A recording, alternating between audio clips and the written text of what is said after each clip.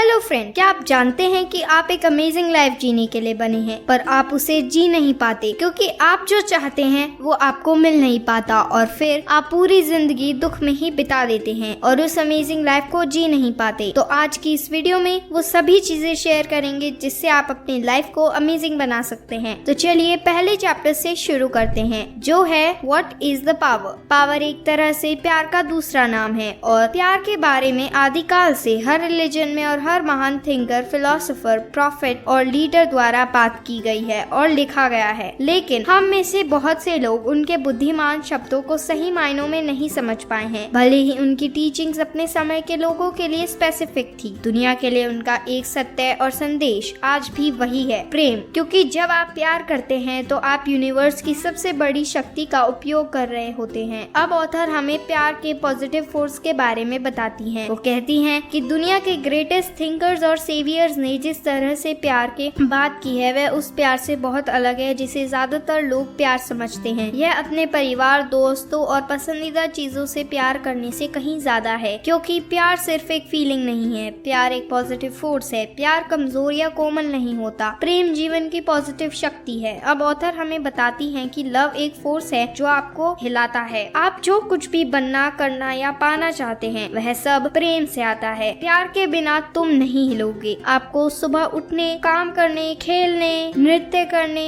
सीखने, संगीत सुनने या कुछ भी करने के लिए कोई पॉजिटिव शक्ति ही नहीं होगी तो आप एक पत्थर की मूर्ति की तरह होंगे। यह प्रेम की पॉजिटिव शक्ति है जो आपको आगे बढ़ने के लिए इंस्पायर करती है और आपको होने या करने की इच्छा देती है। और अब ऑथर हमें प्यार के अट्रैक्टिव फोर्स के बारे में बताती हैं। अट्रैक्शन लव है। जब आप अपने पसंदीदा खाने के प्रति अट्रैक्शन महसूस करते हैं तो आप उस खाने के प्रति प्रेम महसूस कर रहे होते हैं। अट्रैक्शन के बिना आपको कुछ महसूस नहीं होगा। आपके लिए सभी डिशेस समान होगी। यदि आप नेगेटिव चीजों को पालते हैं और उन चीजों के बारे में चिल्लाते हैं जो आपको पसंद नहीं है तो आप सचमुच अपने आप को जेल में बंद कर रहे हैं, जैसे एक पिंजरे में तोता। हर बार जब आप उस चीज के बारे में बात करते हैं जो आपको पसंद नहीं है तो आप पिंजरे में एक और बार जोड़ रहे हैं और अपने आप को सभी अच्छी चीजों से दूर कर रहे हैं। अब ऑथर इससे रिलेटेड एक एग्जाम्पल भी देती हैं। वो कहती हैं कि वो एक ऐसी औरत को जानती हैं जिसकी मैरिड लाइफ में बहुत प्रॉब्लम्स थी। उन्हें इसी वजह से बहुत गरीबी भी झेलनी पड़ी थी। उन्हें अपने बच्चों को अकेले पालना पड़ा था।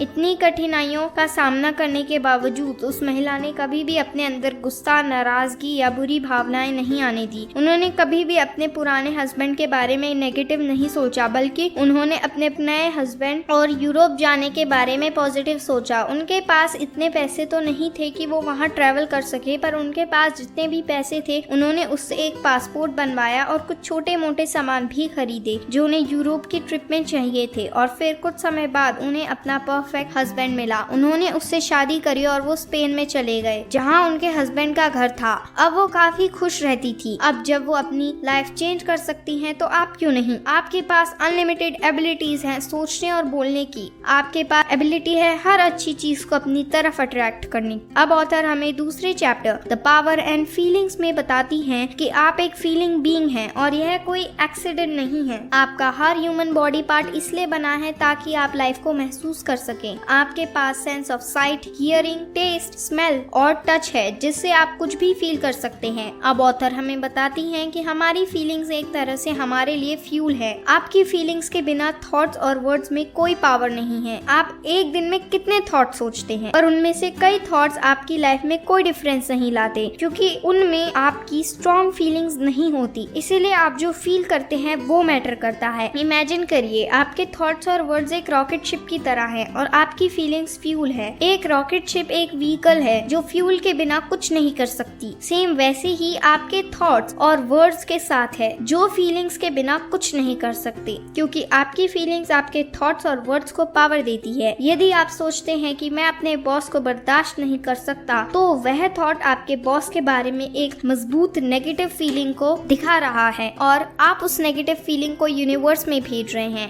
एज अ रिजल्ट आपके बॉस के साथ आपके संबंध खराब होते रहेंगे। यदि आप सोचते हैं मैं अपनी नौकरी में कुछ शानदार लोगों के साथ काम करता हूँ तो वो शब्द उन लोगों के बारे में पॉजिटिव फीलिंग दिखा रहे हैं जिनके साथ आप काम करते हैं और आप उस पॉजिटिव फीलिंग को यूनिवर्स में भेज रहे हैं और एज अ रिजल्ट आपके वर्क कलीग्स के साथ आपकी रिलेशनशिप अच्छी होती चली जाएगी। अब ऑथर हमें कुछ अच्छी और बुरी फीलिंग्स के बारे में बताती हैं। जितना बुरा आप फील करेंगे उतनी बुरी आपकी लाइफ हो जाएगी, जब तक कि आप अपने फील करने के तरीके को बदल नहीं देते। कुछ अच्छी फीलिंग्स होती हैं जैसे love, gratitude, joy, passion, excitement, enthusiasm, hope, satisfaction. और कुछ बुरी फीलिंग्स होती हैं जैसे boredom, irritation, disappointment, worry, criticism, anger, hate, envy, guilt, despair और फियर। ये ऐसी फीलिंग्स होती हैं जो आपको आगे बढ़ने से रोकती हैं। अब आते हैं थर्ड चैप्टर पर, जो है फीलिंग फ्रीक्वेंसीज। इस यूनिवर्स में हर चीज मैग्नेटिक है और हर चीज की मैग्नेटिक फ्रीक्वेंसी भी है। आपकी फीलिंग्स और थॉट्स की भी एक मैग्नेटिक फ्रीक्वेंसी है। अच्छा फील करना मतलब आप एक पॉजिटिव फ्रीक्वेंसी पर हैं और बुरा फील करना मतलब आप एक नेगेटिव फ्रीक्वेंसी पर हैं। चाहे आप अच्छा फील करें या बुरा, वो आपकी फ्रीक्वेंसी को डिटरमाइन करता है और एक मैग्नेट की तरह आप लोगों, इवेंट्स, सर्कमस्टेंसेस को अट्रैक्ट करते हैं जो उसी सेम फ्रीक्वेंसी पर वाइब्रेट कर रहे होते हैं। इसलिए नेविल गुडआर्ड कहते हैं कि फीलिंग्स चेंज होती हैं तो आपकी डेस्टिनी भी चेंज हो जाती है। कई लोगों को पता ही नहीं होता कि पावर ऑफ गुड फीलिंग्स क्या होती है, इसीलिए वो अपनी फीलिंग, रिएक्शंस एंड रिस्पॉन्सेज को होने देते हैं। वो अपनी फीलिंग्स को ऑटो पायलट पर रख देते हैं और जब कुछ अच्छा होता है तो अच्छा फील करते हैं और जब कुछ बुरा होता है तो वो बुरा फील करते हैं। वो ये रियलाइज ही नहीं करते कि उनकी फीलिंग्स ही उनके आसपास हो रही चीजों का कॉज है। जब वो नेगेटिव चीजों पर रिएक्ट करते हैं तो वो यूनिवर्स को और नेगेटिव फीलिंग्स भेजते हैं और यूनिवर्स उन्हें वो वापस कर देता है और वो इसी लाइफ सर्कल में ट्रैप्ड रह जाते हैं जैसे एक हैमस्टर व्हील पर। गौतम बुद्धा जी का कहना था कि क्रोध को थामे रखना गर्म कोयले को किसी और पर फेंकने के इरादे से पकड़ने जैसा है जिसमें आप ही का हाथ पहले जलता है। अब ऑथर हमें फोर्थ चैप्टर में द पावर एंड क्रिएशन के बारे में बताती हैं। क्या आपने कभी सोचा है कि पावर कैसे क्रिएट होती है? पावर के क्रिएशन प्रोसेस में बेसिकली 3 चीजें होती हैं: इमेजिन करना, फील करना और रिसीव करना। इमेजिन करने में हमें अपने माइंड का यूज करना होता है जिसमें हमें फोकस करना होता है और इमेजिन करना होता है कि हमें क्या चाहिए। इमेजिन करें कि आप अपनी इच्छा करी हुई वस्तु के साथ हैं। इमेजिन कीजिए कि आप अपनी इच्छा से काम कर रहे हैं, एटसेट्रा। अब आते हैं फील पर। उसी समय जब आप इमेजिन करते हैं तो आप जो इमेजिन कर रहे हैं उसके लिए आपको प्यार महसूस होना चाहिए। आपको अपनी इच्छा के अनुसार होने को इमेजिन और फील करना चाहिए। आपकी इमेजिनेशन आपको उस चीज से जोड़ती है जो आप चाहते हैं। आपकी इच्छा और आपकी प्रेम की फीलिंग आपकी इच्छा को अपनी ओर खींचते हुए मैग्नेटिज्म या मैग्नेटिक पावर का निर्माण करती हैं। यह आपकी क्रिएशन प्रोसेस को कंप्लीट करता है। अब आते हैं इस क्रिएशन प्रोसेस के last but not least part पर, जो है रिसीव। प्यार की शक्ति नेचर की विजिबल और अनविजिबल शक्तियों के माध्यम से आपकी इच्छा को पूरे करने के लिए काम करेंगी। यह सर्कमस्टेंसेस, इवेंट्स और लोगों का उपयोग करेगा आपको वो देने के लिए जो आप चाहते हैं। अगर आप क्रिएशन प्रोसेस को टेस्ट करना चाहते हैं तो आप कुछ अनयूजुअल चीजें अट्रैक्ट करने से स्टार्ट कर सकते हैं। ऑथर इसके लिए एक यंग वुमेन का एग्जांपल देती हैं जो एक तरह की स्पेसिफिक फ्लावर को अट्रैक्ट करना चाहती थी। उस फ्लावर का नाम था व्हाइट कैला लिली। उन्होंने इमेजिन किया कि वो उस फ्लावर को अपने हाथ में पकड़ रही हैं और उसे स्मेल कर रही हैं और उन्हें लगा कैला लिली सच में उनके पास है। इस घटना के 2 हफ्ते बाद वो अपनी फ्रेंड के घर डिनर पर गई। उनके डिनर टेबल के बीचों बीच एक बुके रखा हुआ था जिसमें व्हाइट कैला लिलीज थे। जैसी शेप और कलर उन्होंने इमेजिन करी थी वो बिल्कुल वैसे ही थे, पर उन्होंने अपनी फ्रेंड को उस फूल के बारे में नहीं बताया था। फिर जब शाम हुई और वो अपने घर वापस जाने लगी तो उनकी फ्रेंड की बेटी ने एक व्हाइट कैला लिली तोड़ा और उनके हाथ में रख दिया। तो जब उन्हें इमेजिन करके वो व्हाइट कैला लिली मिल सकता है तो आपको भी इमेजिन करके वो मिल सकता है जो आप चाहते हैं। इसीलिए हेनरी डेविड थियोरो कहते हैं यह दुनिया हमारी इमेजिनेशन के लिए एक कैनवस है। अब ऑथर हमें 5th चैप्टर में फीलिंग इज क्रिएशन के बारे में बताती हैं। आपकी फीलिंग आपके आसपास एक मैग्नेटिक फील्ड क्रिएट करती हैं। हर इंसान इसी मैग्नेटिक फील्ड से सराउंडेड रहता है और इसीलिए जहाँ कहीं भी आप जाते हैं वो मैग्नेटिक फील्ड भी वहाँ जाती है। और यही कारण है कि कई एंशिएंट पिक्चर्स में आपने एक इंसान को किसी तरह के ऑरा से सराउंडेड देखा होगा। एक्चुअली वो ऑरा एक इलेक्ट्रोमैग्नेटिक फील्ड होती है। कोई भी व्यक्ति अपनी लाइफ में पॉजिटिव या नेगेटिव फील्ड को इसी इलेक्ट्रोमैग्नेटिक फील्ड एंड अपनी फीलिंग से क्रिएट कर सकता है। यह चीज आपकी लाइफ में कैसे काम करती है इसके लिए ऑथर अपना खुद का एग्जाम्पल देती हैं। उन्हें फूलों से बहुत प्यार था और वो हर हफ्ते फ्रेश फ्लावर्स लाने की कोशिश किया करती थी क्योंकि वो उन्हें हैप्पी फील करवाते थे। वैसे तो वो फूलों को फार्मर्स मार्केट से खरीदती थी पर इस हफ्ते मौसम कुछ ठीक नहीं था और हर वक्त बारिश होती रहती थी। इस वजह से फार्मर्स मार्केट से वे फ्लावर्स नहीं परचेज कर पाई, पर इस पर उनका रिस्पॉन्स पॉजिटिव था। वो फ्लावर्स को और प्यार देने लगी। उन्होंने डिसअपॉइंटेड होने की जगह प्यार करना चुना, इसीलिए उनकी मैग्नेटिक फील्ड फ्लावर्स के प्रति प्यार से भर गई और 2 घंटे के अंदर उन्हें एक डिलीवरी मिली जिसमें एक बहुत बड़ा फूलों का आवाज था। वो दुनिया के दूसरे कोने से आया था। वो उनकी सिस्टर ने एज अ ग्रेटिट्यूड शो करने के लिए ऑथर को भेजा था। अब आप इस बात से समझ गए होंगे कि क्या हर बार प्यार को चूज करना इम्पोर्टेंट होता है, बिकॉज जब आप हर समय किसी को प्यार देते हैं तो आप अपने मैग्नेटिक फील्ड में प्यार को मल्टीप्लाई कर देते हैं। अब आप में से कई लोग कहेंगे कि हम ऑथर की तरह पॉजिटिव नहीं रह सकते, नेगेटिव थॉट्स ब्रेन में आ ही जाते हैं। तो चलिए अब हम आपको एक एग्जांपल से समझाते हैं कि कैसे आप अपनी बैड फीलिंग्स को एलिमिनेट कर सकते हैं। सोचिए कि प्यार एक गिलास में रखा हुआ पानी है और वो गिलास आपकी बॉडी है। जब उस गिलास में पानी नहीं होता तो वह खाली होता है। आप उस पानी के लेवल को वॉर शुरू करके या हेड से बढ़ा नहीं सकते। आपको बस उसमें पानी डालना है जिससे वो भर जाएगा। वैसे ही आपकी बैड फीलिंग आपके प्यार को खत्म कर देती हैं। आपको तो बस उसमें प्यार डालना है और बैड फीलिंग्स वहाँ से खुद ब खुद चली जाएंगी। अब ऑथर हमें 6 चैप्टर में समझाती है कि लाइफ फॉलोज यू, लाइफ आपको फॉलो करती है। आपने लाइफ में जो कुछ भी एक्सपीरियंस किया है वह आपके थॉट्स और फीलिंग्स का रिजल्ट है। Life is not happening to you, life is following you.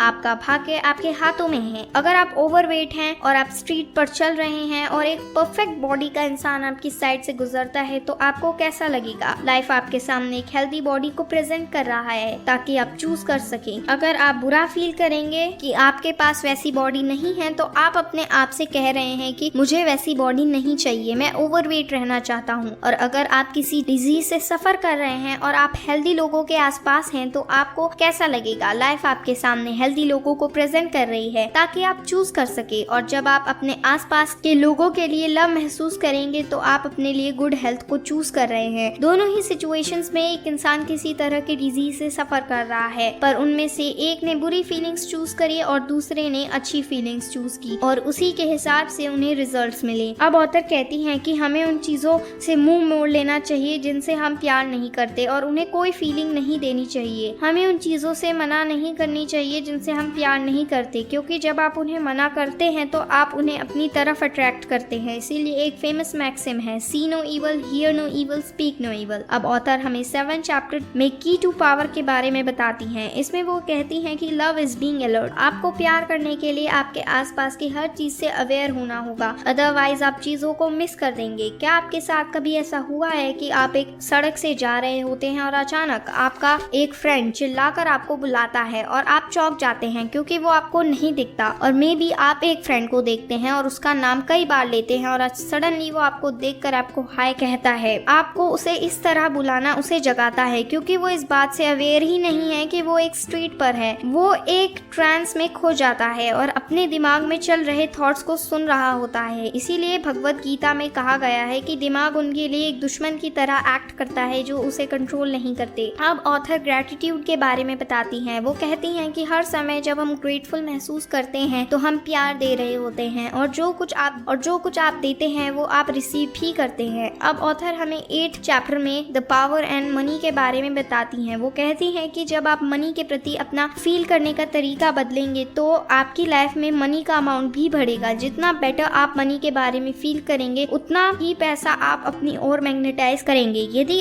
आपके पास ज्यादा पैसे नहीं है तो बिल मिलने से आपको अच्छा महसूस नहीं होगा, लेकिन जिस मोमेंट आप किसी बड़े बिल पर नेगेटिव रिएक्ट करते हैं, आप बुरी फीलिंग्स देते हैं, तो डेफिनेटली आपको बड़े बिल मिलेंगे। आप जो कुछ भी देते हैं आप वापस रिसीव करते हैं। सबसे इम्पोर्टेंट बात यह है कि जब आप अपने बिल्स की पेमेंट करें तो आप अच्छा महसूस करें। जब आपको अच्छा ना लगे तो कभी भी अपने बिल्स की पेमेंट ना करें, क्योंकि आप सिर्फ खुद के लिए बड़े बिल्स लाएंगे। ऑथर हमें कुछ लव रूल्स भी बताती हैं। मनी के साथ एक रूल है जो यह है कि आप पैसे को प्यार के आगे नहीं रख सकते, और अगर आप ऐसा करते हैं तो आप प्यार के अट्रैक्शन को वायलेट कर देते हैं, जिसके कारण आपको कई कॉन्सिक्वेंसेस झेलने पड़ सकते हैं। लव आपकी लाइफ का रूलिंग फोर्स होना चाहिए। कोई भी चीज लव के आगे नहीं हो सकती। पैसे तो बस एक टूल है जिसे आप यूज करते हैं, इसीलिए उसे कभी भी लव के आगे ना रखें। अब ऑथर हमें 9 चैप्टर में द पावर एंड रिलेशनशिप्स के बारे में बताती है। किसी और पर्सन को चेंज करना उसे प्यार देना नहीं है। सोचना कि दूसरे पर्सन के लिए क्या बेस्ट है वो उसे लव देना नहीं है। इसी बात पर ऑथर एक एग्जांपल देती है। एक आदमी की वाइफ ने उसे छोड़ दिया था और साथ ही साथ वो अपने बच्चों को भी अपने साथ ले गई थी। वो आदमी तबाह हो गया था। वो अपनी वाइफ को ब्लेम करता करता रहता था। वो अपनी वाइफ के डिसीजन को गलत मानता था, पर फिर भी उसने अपनी वाइफ को कांटेक्ट करना जारी रखा। उसने वो हर चीज करी जिससे वो अपनी वाइफ का मन बदल सके। उन्होंने सोचा होगा कि वह अपनी वाइफ और परिवार के लिए प्यार से काम कर रहे हैं, लेकिन उनके एक्शंस बिल्कुल भी लविंग नहीं थे। वो ये बिलीव करते थे कि उनकी वाइफ गलत है और वो सही है, और क्योंकि उन्होंने अपनी वाइफ को कांटेक्ट करना बंद नहीं किया, इसीलिए उन्हें गिरफ्तार कर लिया गया और सजा सुनाई गई। एट द एंड उस आदमी को यह रियलाइज हुआ कि वो अपनी वाइफ को प्यार नहीं दे रहे थे। जब उसने अपनी वाइफ से उनकी फ्रीडम छीनी तो एज अ रिजल्ट उनकी भी फ्रीडम उनसे छिन गई। Law of attraction he law of love है और आप इसे तोड़ नहीं सकते। यदि आप इसको ब्रेक करते हैं तो आप खुद को तोड़ते हैं। अब ऑथर हमें 10th चैप्टर में द पावर एंड हेल्थ के बारे में बताती हैं। इस चैप्टर में बेसिकली बिलीव की पावर के बारे में बताया गया है। आप लोगों ने प्लेसिबो इफेक्ट के बारे में तो जरूर सुना होगा, पर क्या आप जानते हैं कि वो होता क्या है? तो चलिए एक एग्जाम्पल से समझते हैं। पेशेंट्स के एक ग्रुप को असली दवाइयाँ और ट्रीटमेंट दिया गया और दूसरे ग्रुप को प्लेसिबो दिया जाता था। प्लेसिबो एक शुगर पील होती है और उन्हें फेक ट्रीटमेंट भी दिया जाता था और उन्हें इस बारे में नहीं बताया गया था। पर उन दोनों ग्रुप्स में यह पाया गया कि प्लेसिबो दिए जाने वाले ग्रुप में काफी इम्प्रूवमेंट आ गए थे और उनके डिजीज के सिम्टम्स भी धीरे धीरे डिसअपियर हो रहे थे। और यह एग्जाम्पल बताता है कि हमारी बॉडी पर बिलीफ के पावर से क्या फर्क पड़ता है। जब आप कंटिन्यूअसली अपनी बॉडी में बिलीव्स और स्ट्रॉन्ग फीलिंग डालेंगे तो आपकी बॉडी रिजल्ट भी दिखाएगी। अब ऑथर हमें 11th चैप्टर में पावर एंड यू के बारे में बताती हैं। ऑथर हमें कुछ सीक्रेट सिंबल्स के बारे में बताती हैं जिन्हें यूज करके हम अपनी लाइफ को लव से फिल कर सकते हैं। चलिए किसी ऐसी चीज के बारे में सोचिए जिसे आप प्यार करते हैं और उसे अपना फोर्स ऑफ लव का सिंबल बनाइए। ऑथर एग्जाम्पल के तौर पर अपना सिंबल स्पार्कलिंग लाइट बताती है। वो कहती है कि जब भी सूरज की रोशनी उनकी आंखों से टकराती है तो वो खुद को फोर्स ऑफ लव के बारे में याद करके खुशी और लव से भर जाती हैं। उनकी सिस्टर ने भी अपना एक सिंबल बनाया है, रेनबो। जब भी उनकी बहन ग्रेटिट्यूड और लव से भरी होती हैं तो उनके आसपास रेनबो जरूर होता है। आप भी कुछ सिंबल्स जैसे स्टार, गोल्ड, सिल्वर, कोई कलर, एनिमल, बर्ड, ट्री और फ्लावर का यूज कर सकते हैं जो हमेशा आपको फोर्स ऑफ लव के बारे में याद दिलाएं। अब ऑथर हमें 12th चैप्टर में